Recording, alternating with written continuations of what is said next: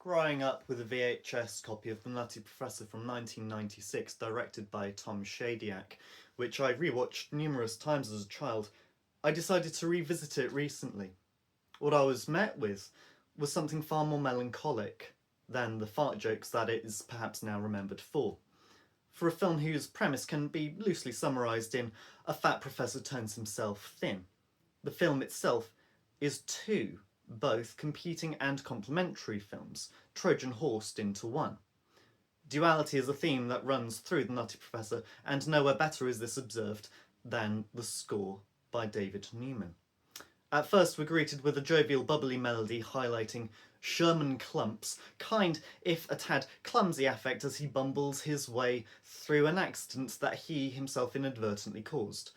Later, when Sherman goes on a date to a comedy show, a magic trick occurs.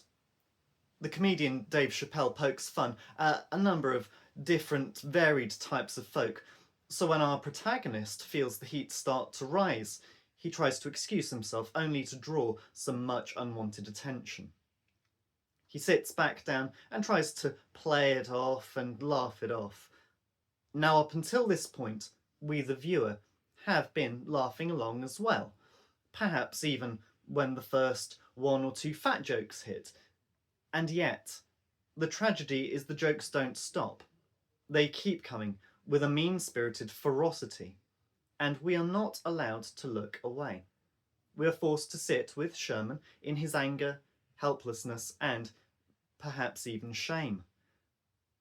Through this sequence, an entirely different score emerges, with gentle strings culminating in a beautiful and understated piano part.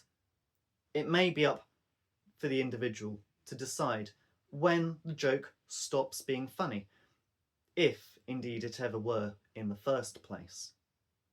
But therein, I believe, is this film's success. Eddie Murphy created a character so well conceived in Sherman Clump that not only can we laugh with him, but we can also grieve with him.